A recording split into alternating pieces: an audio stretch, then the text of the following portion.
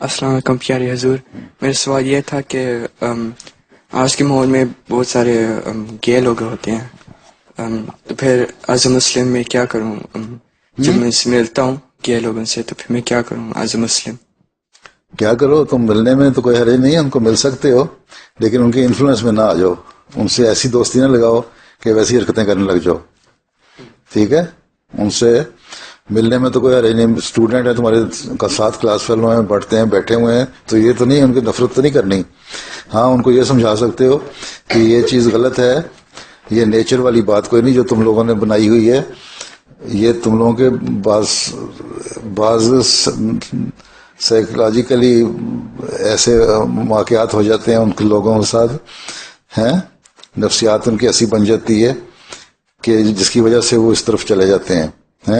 اور بہت سارے ان کو انہوں نے ٹریٹ کیا اور کیور بھی ہو گئے ہیں. اب یہ انہوں نے قانون پاس کر دیا کیونکہ پارلیمنٹوں نے، اس لیے کہتے ہیں ٹریٹ بھی نہ کرو، یہ بیماری نہیں ہے، یہ نیچرل ہے. نیچرل کوئی نہیں ہے، یہ انسٹنکٹ نہیں ہے کوئی ایسی نیچرل.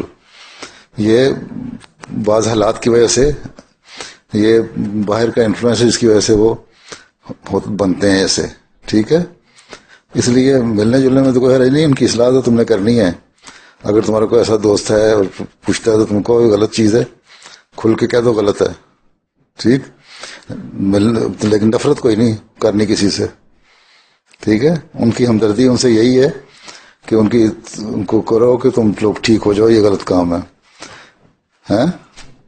اب دیکھو انہی قوموں میں جو سور کھاتے ہیں، سوروں کا لیے ایک یہ بھی چیز ہے نا کہ ہومو سیکشل ہوتے ہیں، تو اس سوروں کی وجہ سے، کھانے کی وجہ سے یہ بھی چیز میں پیدا ہو گئی ہے بہت زیادہ. ایک بیماری کہتے ہیں نا اب تو صاف پاک ہیں، تو ایک بات یہ بھی اس نے سوال پوچھا تھا نا، تو ایک یہ بھی چیز ہے.